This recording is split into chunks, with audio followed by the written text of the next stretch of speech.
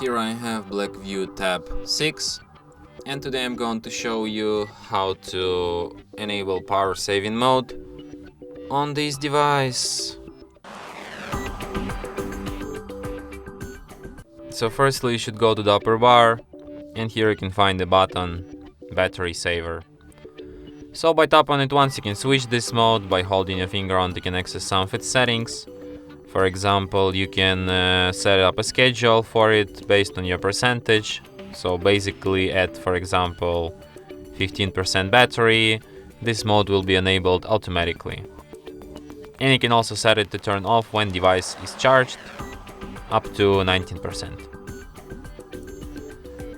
So yeah. And that's it. Thanks for watching. If you find this tutorial useful, don't forget to hit that like button and subscribe to our channel.